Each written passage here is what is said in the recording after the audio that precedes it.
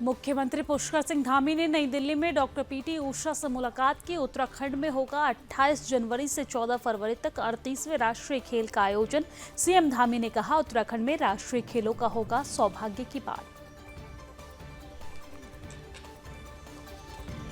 मुख्यमंत्री धामी ने केदारनाथ विधानसभा के लोगों को दी बड़ी सौगात। 24 घंटे में सीएम धामी ने की 39 विकासपरक घोषणाएं। सीएम धामी ने कहा, केदारनाथ विधायक न मिलने तक विधायक बनकर करूंगा कार्य।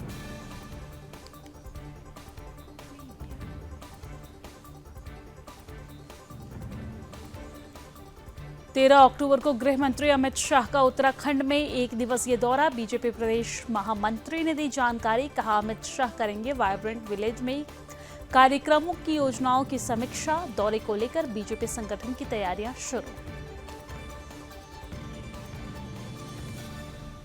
देहरादून में डेंगू से बचाव के लिए जिला प्रशासन सक्रिय। डीएम ने स्वास्थ्य विभाग को 20 फॉगिंग मशीन देकर स्वच्छता को लेकर दिए निर्देश। चलाया गया डेंगू लार्वा को नष्ट करने का अभियान।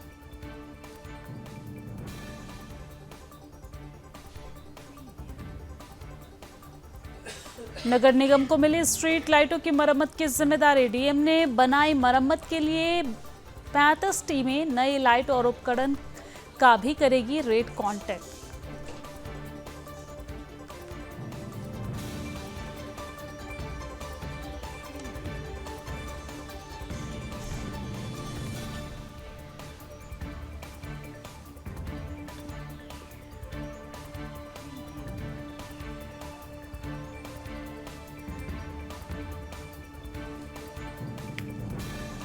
पहाड़ों की रानी मसूरी में थूक जिहाद का मामला गरमाया। हिंदू समुदाय के लोगों और बजरंग दल में भारी आक्रोश। बिरयानी कॉर्नर और मीट की दुकानों को करवाया बंद।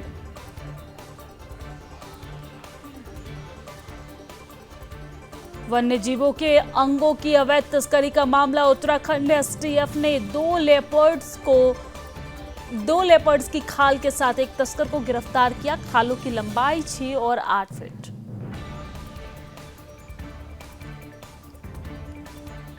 देहरादून में अवैध अतिक्रमण पर प्रशासन की कार्रवाई। एसडीएम और सीईओ ने चिन्हीकरण की कार्रवाई की।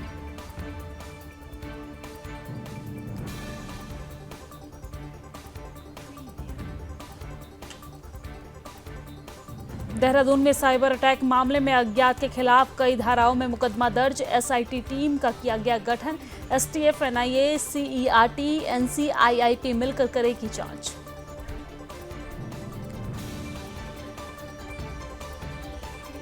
मसूरी में नगर पालिका प्रशासन करेगा ध्वस्तीकरण की कार्रवाई। एनजीटी निर्देशों पर 19 गिरासु घोषित भवन होंगे ध्वस्त।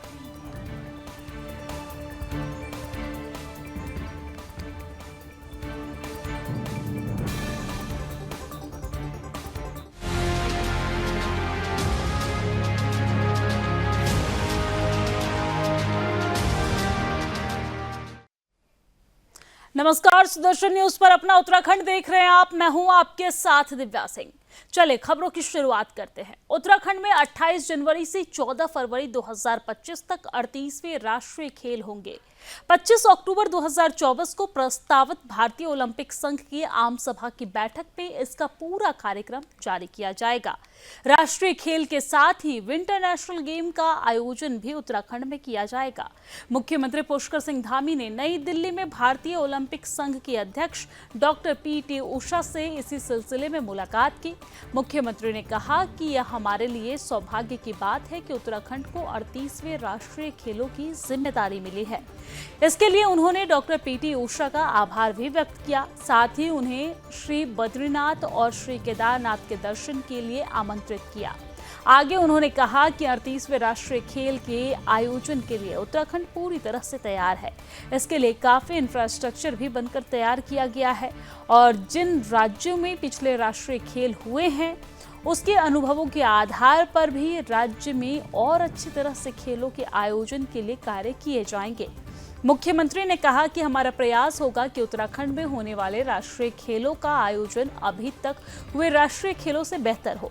उत्तराखंड को राष्ट्रीय खेलों के माध्यम से एक अच्छा मंच मिलेगा, हमारे उदीयमान खिलाड़ियों को आगे बढ़ने का अच्छा अवसर मिलेगा। और इस अवसर पर विशेष प्रमुख सचिव खेल अमित सिन्हा और स्थानीय आयुक्त अजय मिश्रा भी मौजूद रहे।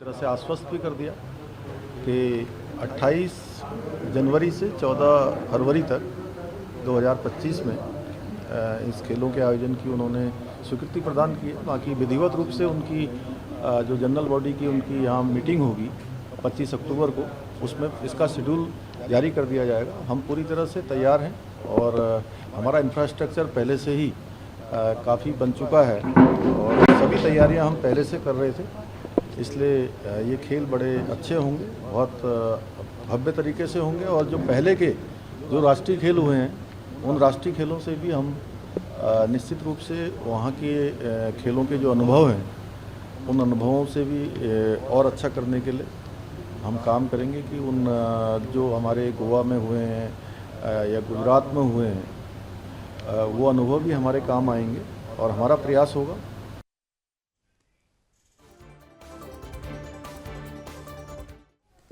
और चलिए आगे बढ़ते। मुख्यमंत्री पुष्कर सिंह धामी ने अपने वादे के अनुरूप केदारनाथ विधानसभा की स्थानीय लोगों को एक के बाद एक बड़ी सौगात दी है। मुख्यमंत्री पुष्कर सिंह धामी ने रुद्रप्रयाग दौरे से लौटने के बाद स्थानीय जनता की मांग के अनुरूप 14 अन्य महत्वपूर्ण विषय घोषणा में शामिल किए हैं। मुख्यमंत्री ने केदार घाटी समेत पूरे जनपद के लिए 25 घोषणाएं की और इन 14 घोषणाओं समेत कुल 39 घोषणाओं को मुख्यमंत्री घोषणा में शामिल किया गया है। आपको बता दें कि केदारनाथ के विधायक शैला रानी रावत के निधन के बाद मुख्यमंत्री पुष्कर सिंह धामी ने केदारनाथ विधानसभा क्षेत्र की जनता से वादा करते हुए कहा कि जब तक आपका विधायक नहीं बनता तब तक मैं खुद वहां का विधायक बनकर काम करूंगा।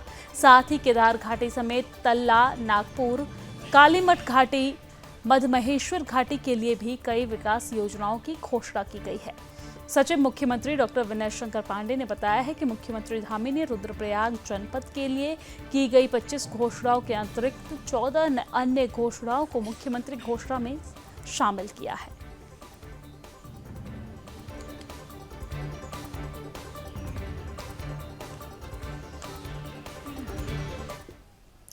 और अब आगे बढ़ते हुए बात राजधानी देहरादून की करेंगे। राजधानी देहरादून में डेंगू को लेकर जिला प्रशासन काफी एक्टिव नजर आ रहा है। डेंगू से बचाव के लिए जिला प्रशासन और स्वास्थ्य विभाग के साथ नगर निगम के कर्मचारी लोगों को जागरूक करने में जुटे हुए हैं। और इसी कड़ी में देहरादून के डीएम सविन बंसल ने स्वास्थ्य विभाग को 20 फॉगिंग मशीन देकर कर्मचारियों को स्वच्छता को लेकर और अधिक कार्य करने के निर्देश दिए हैं। इस दौरान देहरादून के सीएमओ संजय जैन ने भी मौजूद रहे। सीएमओ ने बताया कि अभी तक देहरादून में डेंगू के 21 मरीज सामने आए हैं, जिसमें से 19 मरीज स्वस्थ होकर अपने घर पहुंच गए हैं।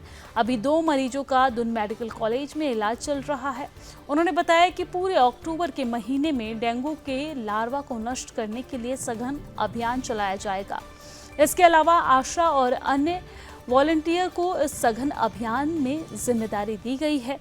अगले 1-2 दिनों में आगामी कार्यक्रम तय कर उसके तहत सभी कर्मचारियों की ड्यूटी लगाई जाएगी।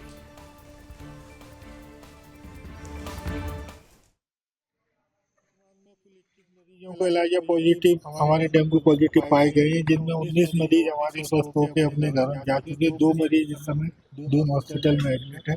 अभी वर्तमान में डेंगू से इस साल अभी तक कोई डेथ नहीं। अब चुनौती थोड़ा सा अक्टूबर का महीना हमारे लिए चुनौतीपूर्ण है, लेकिन रात में ठंडा होना शुरू हो गया है।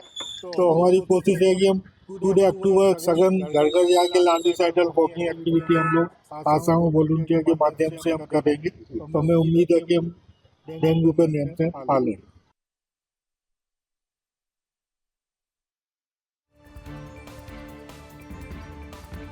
देहरादून के डीएम सविन बंसल ने नगर निगम क्षेत्र में स्ट्रीट लाइट मरम्मत के लिए 35 टीमों का गठन किया है।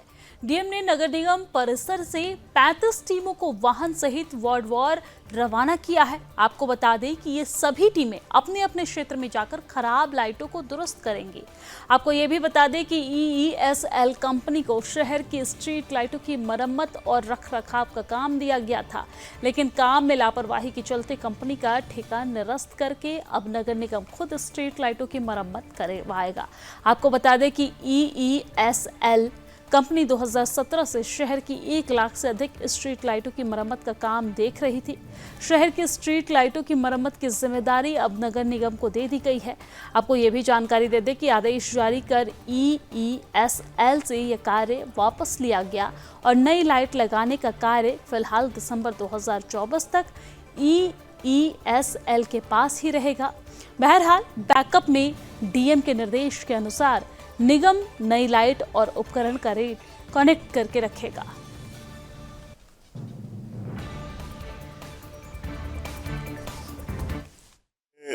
सात आठ वर्षों से O&M का कार्य एज पर मैंडेट नहीं चल रहा था। जो हमारा एग्रीमेंट था, जो mutually agreed service level agreements थे, उसके अकॉर्डिंग कार्य नहीं किया जा रहा था। तो हमारे सभी कम्युनिटी ग्रुप से, सोसाइटी से, हमारे विभिन्न माध्यमों से काफ़ी कंप्लेंट्स प्राप्त हो रही थी और इस बीच बैकलॉग भी बहुत हो गया है। जो हमारी लाइट्स हैं जो डैमेज्ड हैं, डिफेक्टिव हैं, तो इसी के चलते ये डिसीजन लेना अनिवार्य था कि O&M को निगम स्वयं एग्जीक्यूट करे as against being dependent on any other third agency, क्योंकि जिम्मेदारी और अकाउंटेबिलिटी सभी निगम की फिक्स की जा रही थी और जबकि जो क्रियान्वयन एजेंसी थी वो कोई और थी, पेमेंट किसी और को किया जा रहा था।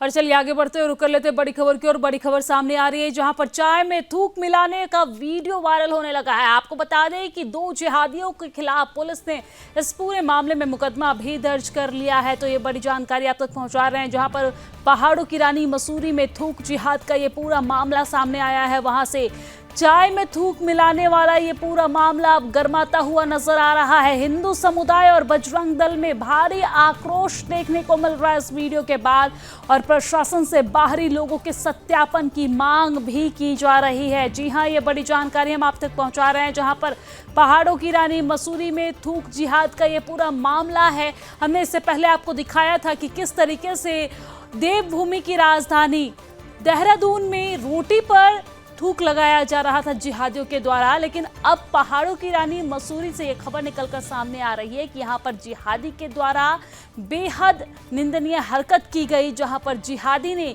चाय में थूका, जिसके बाद ये वीडियो वायरल हुआ। तो हिंदू संगठन में, बजरंग दल में आक्रोश देखने को मिल रहा है। लगातार कार्रवाई की मांग की जा रही है। चाय में थूक मिलने वाले वीडियो के वायरल होने के बाद 2 जिहादियों के खिलाफ पुलिस ने कार्रवाई भी की है, लेकिन अभी दोनों जिहादी पुलिस की गिरफ्त से बाहर है। इस घटना को लेकर मसूरी में हिंदू समाज के लोगों में भारी आक्रोश देखने को मिल रहा है, जिसको लेकर बजरंग दल और हिंदू समुदाय के लोगों ने मसूरी कोतवाली का घेराव किया। मसूरी में बजरंग दल, बीजेपी मंडल और मसूरी छात्र संघ और अखिल भारतीय विद्यार्थी परिषद ने मसूरी SDM को ज्ञापन देकर मसूरी में बाहर से आने वाले मुसलमानों का सत्यापन और खाने पीने की चीजों पर थूक मिलाकर बेचने वाले लोगों के खिलाफ सख्त कार्रवाई करने की मांग की गई है। वहीं मसूरी माल रोड के किताब घर पर मसूरी बिरयानी कॉर्नर को बंद कराए जाने पर बजरंग दल और कई लोगों के बीच हाथापाई भी हुई है, जिसको लोगों ने बड़ी मुश्किल से शांत करवाया है। वहीं बजरंग दल के लोगों ने बिरयानी कॉर्नर और मीट की दुकान को भी बंद करा दिया है, जिसको लेकर कई गुटों में आपसी झड़प भी देखने को मिली है। मसूरी बीजेपी मंडल के पूर्व अध्यक्ष मोहन पेटवाल ने कहा है कि मसूरी में जिस तरीके से कुछ लोग माहौल को खराब करना चाह रहे हैं वो बेहद दुर्भाग्यपूर्ण है। उन्होंने पुलिस और प्रशासन से थूक जिहाद करने वाले लोगों के खिलाफ कार्रवाई की मांग की है। एक टूरिस्ट आए थे हिमांशु बिश्नोई जी, उन्होंने ये वीडियो डाला है। आप देख सकते हैं कि उसमें साफ दिखाई दे रहा है कि उसमें थूकते हुए नजर आ रहे हैं, और ये एक बार नहीं न जाने कितनी बार हुआ होगा। मसूरी पर्यटन क्षेत्र है और इस प्रकार की घटनाएं होना मसूरी की छवि खराब करना है। आज अखिल भारतीय विद्यार्थी परिषद, भारतीय जनता पार्टी, बजरंग दल, सभी दलों ने यहाँ पर इसके विषय में जो ज्ञापन दिया है, इस ज्ञापन में हमारी मांग है कि इस तरीके के जो लोग हैं, पहले तो इन जो थूकने वाले व्यक्ति इनको पकड़ के लाया जाए और कड़ी से कड़ी सजा दी जाए।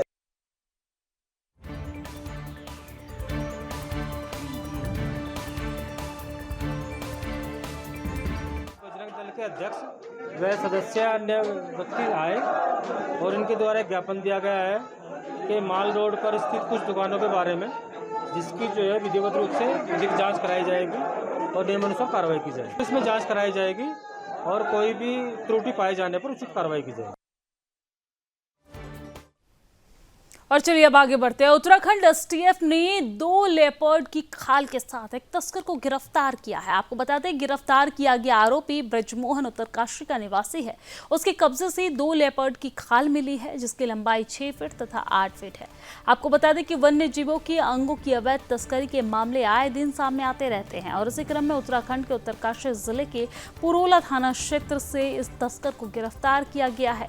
एसटीएफ एसपी चंद्रमोहन सिंह ने बताया है कि उत्तराखंड एसटीएफ को WCCB दिल्ली से सूचना मिली थी कि पुरोला उत्तरकाशी में वन्य जीव जंतुओं के अंगों और खाल की अवैध तस्करी हो रही है, जिसके बाद एसटीएफ ने ये गिरफ्तारी की।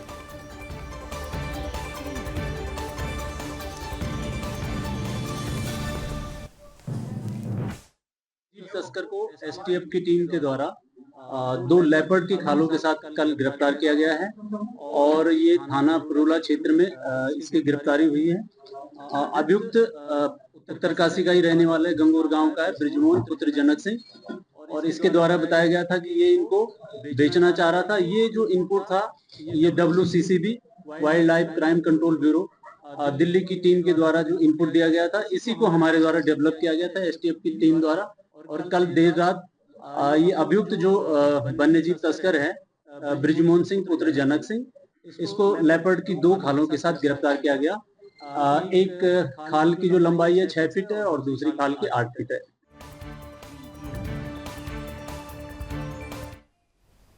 और चलिए आगे बढ़ते हैं। श्री कुंजापुरी पर्यटन विकास मेले की 6ठी सांस्कृतिक संध्या पर कलाकारों ने गढ़वाली और कुमाऊनी लोक संस्कृति की प्रस्तुतियों को देकर दर्शकों का भरपूर मनोरंजन किया। नृत्य की बेहतरीन कलाकार श्वेता माहरा ने गढ़वाली और कुमाऊनी लोक गीतों की प्रस्तुति पर खूबसूरत नृत्य का प्रदर्शन कर दर्शकों का मन मोह लिया। वहीं गढ़वाली लोक गायिका पूनम सती व मंजू नौटियाल ने लोक गीतों की प्रस्तुति देकर दर्शकों की वाहवाही लूटी। लोक गायक अमरदीप नेगी के गढ़वाली गीतों पर दर्शकों ने खूब तालियां बजाई। मेला समिति के मुख्य संरक्षक व प्रदेश के कैबिनेट मंत्री सुबोध उनियाल, संयोजक राजेंद्र विक्रम सिंह पवार और सलाहकार विनोद गंगोटी ने अंतिम प्रस्तुति तक पंडाल में जमे रहे और गढ़वाली कुमाऊनी लोक संस्कृति का खूब आनंद लिया।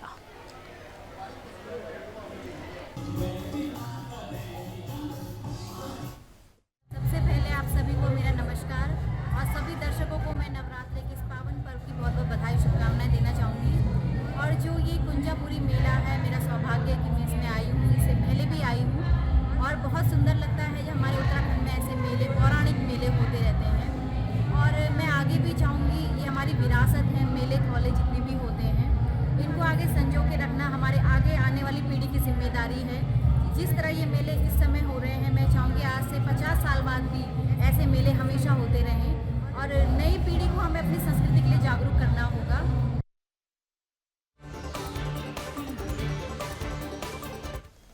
और चलिए आगे बढ़ते हैं। श्री कुंजापुरी पर्यटन एवं विकास मेला इन दिनों अपने शबाब पर है। मेले की 5वीं सांस्कृतिक संध्या जहां बॉलीवुड कलाकार हंसराज रघुवंशी के नाम रही, तो वही आपको बता दें कि विधानसभा अध्यक्ष ऋतु खडूरी ने बतौर मुख्य अतिथि मेले में शिरकत करते हुए दीप प्रज्वलन के साथ सांस्कृतिक संध्या का शुभारंभ किया।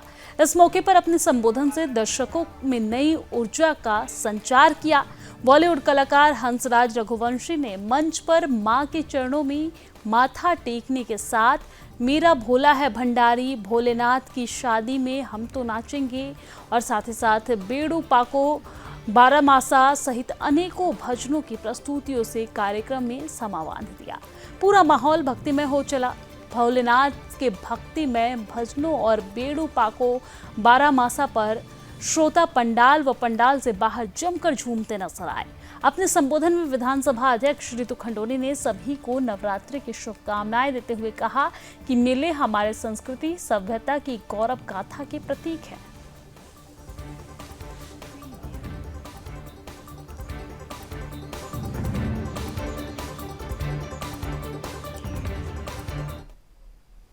मिशन 800 करोड़ के माध्यम से हैप्पीनेस की गारंटी को लेकर फरवरी 2024 में देश भर की यात्रा कर रहे आध्यात्मिक गुरु मास्टर पहाड़ों की रानी मसूरी पहुंचे हैं। आपको बता दें कि आध्यात्मिक गुरु मास्टर ने मसूरी में पत्रकारों से बात करते हुए बताया कि वास्तविक उद्देश्य को समझने के लिए वो साल 2007 से मसूरी आए हैं और उन्होंने यहाँ से ज्ञान प्राप्त किया। उन्होंने कहा कि मसूरी भोग की नगरी नहीं, योग की नगरी है, जहाँ पर साक्षात भगवान वास करते हैं। उन्होंने कहा कि पिछले 17 सालों में वो निस्वार्थ भाव से अपने आध्यात्मिक प्रवचनों के माध्यम से लाखों लोगों के साथ अपने ज्ञान को साझा कर रहे हैं।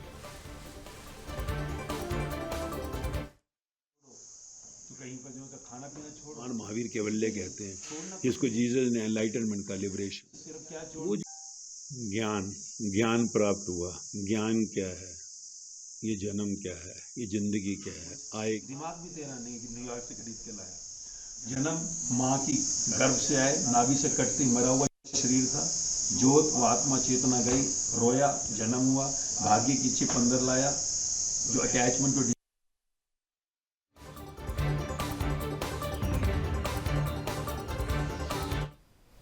हरियाणा विधानसभा चुनाव में लगातार तीसरी बार जीत हासिल करने पर विधायक विकासनगर मुन्ना सिंह चौहान की गर्मामयी उपस्थिति में बीजेपी कार्यकर्ताओं ने पहाड़ी गली चौक पर इकट्ठा हुए आतिशबाजी कर जश्न मनाया है। इस दौरान कार्यकर्ताओं ने एक दूसरे को मिठाई खिलाकर पीएम मोदी और पार्टी के शीर्ष नेतृत्व हरियाणा की जीत के लिए बधाई दी है। हरियाणा में ऐतिहासिक जीत और जम्मू कश्मीर में शानदार प्रदर्शन को लेकर विधायक विकासनगर मुन्ना सिंह चौहान ने कहा कि यह जीत प्रधानमंत्री नरेंद्र मोदी की गारंटी की जीत है, काम होने की गारंटी की भी गारंटी। इसलिए किसान, जवान, पहलवान सहित समाज के सभी वर्गों ने सारी बैरियर तोड़ करके प्रधानमंत्री नरेंद्र मोदी के करिश्मामयी नेतृत्व और उनके कामों पर भरोसा करते हुए उस पर मुहर लगाते हुए बीजेपी को ऐतिहासिक जीत दिलाने का कार्य किया है। उन्होंने कहा कि यह लोकसभा चुनाव के बाद फिर से जीत की श्रृंखला की शुरुआत है। हम आगे बहुमत के साथ महाराष्ट्र जीतेंगे और झारखंड भी जीतेंगे और यह अभियान इसी तरह चलेगा।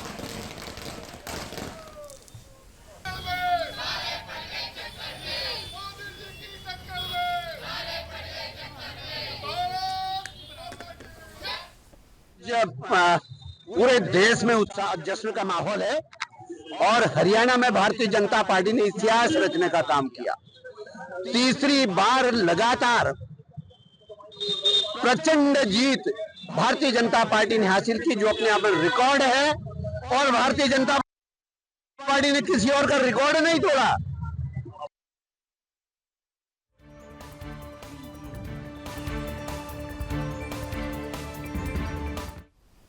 और चलिए आगे बढ़ते हैं। तराई केंद्रीय वन प्रभाग में वन तस्करों के हौसले बुलंद हैं। वन तस्कर वन विभाग को चुनौती देते हुए भारी मात्रा में खैर के पेड़ों को काटकर तस्करी कर रहे थे, लेकिन वन विभाग ने तस्करों के मंसूबे पर पानी फेर दिया है। बताया जा रहा है कि तराई केंद्रीय वन प्रभाग ने टांडा रेंज अंतर्गत रात को वन तस्कर खैर की पेड़ काटकर लकड़ी ले जा रहे थे और इस दौरान वन विभाग की टीम ने जंगल से बोलेरो कार से लकड़ी ले जाते हुए रोकने की कोशिश की, तो वन तस्करों ने बोलेरो कार से ही वन विभाग की गाड़ी को जबरदस्त उस पर टक्कर मार दी और जिसमें 3 वन कर्मी जो है वो घायल हुए। और इस दौरान वन विभाग की टीम ने मौके पर 2 तस्करों को धर दबोचा है, जबकि 4 तस्कर मौके से भागने में कामयाब रहे। घटना में डिप्टी रेंजर दीवान सिंह रौतेला सहित 3 वर्कर भी घायल हुए हैं।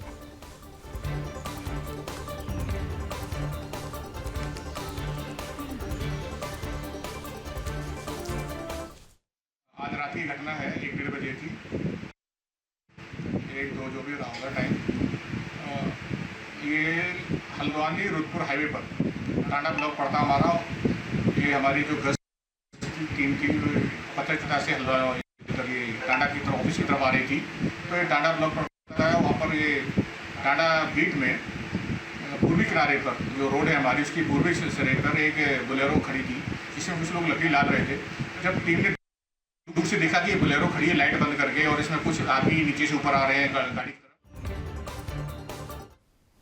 रामनगर में रानीखेत रोड पर कांग्रेस कार्यालय को लेकर पिछले 4 दिन से कांग्रेस के पूर्व विधायक रणजीत सिंह रावत एवं भवन स्वामी नीरज अग्रवाल के बीच चल रहा विवाद मंगलवार को एक बार फिर चर्चाओं में आ गया। इस विभाग में कांग्रेस के नेता प्रतिपक्ष सहित कई विधायक भी सामने आ गए, तो वहीं भवन स्वामी द्वारा पूर्व विधायक पर धमकाने सहित कई गंभीर आरोप लगाते हुए प्रदेश के मुख्यमंत्री पुष्कर सिंह धामी से कार्रवाई की मांग कर न्याय की गुहार लगाई है। मामले पर नीरज अग्रवाल का कहना है कि उन्होंने यह कार्यालय रणजीत रावत को कुछ महीने के लिए उनके कहने पर दिया था और आज जब वो खाली करने के लिए कह रहे हैं तो उनकी जमीन पर अवैध कब्जा कर उन्हें धमकाया जा रहा है। 4 दिन पहले कार्यालय में कब्जे को लेकर दोनों पक्षों में विवाद भी हुआ था।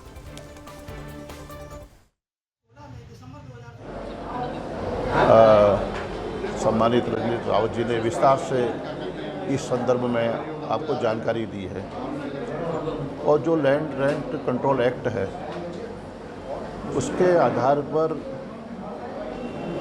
उसकी अनदेखी की जा रही है। लैंड रेंट कंट्रोल एक्ट की अनदेखी की जा रही है और ये इसकी भूमि की लीज समाप्त हो चुकी है, इस बात को हम स्वीकार कर रहे हैं। लेकिन जिस तरह से आनन फानन में कार्यालय के बंद होने के उपरांत कुछ अवांछनीय तत्व प्रशासन के सहबर जबरन और मिलावटखोरी के इस दौर में ईमानदारी से काम करने वाले भी अपनी मेहनत के दम पर कईयों को रोजगार दे रहे हैं। कुमाऊं मंडल के जिला बागेश्वर के गरूर तहसील के कुंदन बरनोलिया और चंदर थायत ने स्वरोजगार के माध्यम से मिठाइयां बनाकर 10 लोगों को रोजगार दिया है। मिठाई बनाने के लिए ग्रामीण अंचल के 200 से 250 लीटर दूध का इस्तेमाल किया जाता है। कुंदन सिंह और के निर्मित मिठाइयों में शुद्धता का विशेष ख्याल रखा जाता है। 5 साल लोगों को दिया है रोजगार। ये उद्योग विभाग के द्वारा किया गया है। अभी 4-5 साल हो रहे हैं हमको। हम लगभग सभी बनाते हैं, चॉकलेट, बाल, बर्फी, कलाकंद, रसगुल्ला, गुलाब जामुन, मतलब बनाते हैं 20-25 आइटम में। और जो है गांव वालों को भी रोजगार दे रखा है, कम से कम 20-30 जने यहाँ दूध वालों को दे रखा है रोजगार। 150-200 लीटर गांव से आता है दूध, 2-4। हल्द्वानी के वकील उमेश नैनवाल हत्याकांड का पुलिस ने आज खुलासा कर दिया है। हत्याकांड में शामिल आरोपी मृतक के भाई दिनेश नैनवाल को पुलिस ने गिरफ्तार कर लिया है। एसएसपी ने हत्याकांड का खुलासा करते हुए बताया है कि पूछताछ में आरोपी ने बताया कि दोनों भाइयों के बीच लंबे समय से जमीन को लेकर विवाद चल रहा था, जिसके चलते उसने रामलीला मंचन के दौरान अपने भाई वकील उमेश नैनवाल की हत्या कर दी है। और आपको बता दें कि रामलीला मंचन के दौरान आरोपी दिनेश नैनवाल ने मृतक उमेश नैनवाल के सिर में गोली मारकर उसकी हत्या कर दी थी। रामलीला देखते हुए के व्यक्ति की जो है किसी ने गोली मारकर हत्या कर दी थी। इसे मुकदमा पंजीकृत होने के बाद में हमारे एसपी सिटी, सीओ सिटी और जो मुखानी थाने की टीमें वो एक्टिव हुई और बाद में पता लगा कि जो मृतक है उसका अपने ही परिवार के एक भाई से ज़मीन को लेकर विवाद चल रहा था और उसी ज़मीनी विवाद में जो अभियुक्त है उसने गुस्से में आकर इनकी गोली मारकर हत्या की है।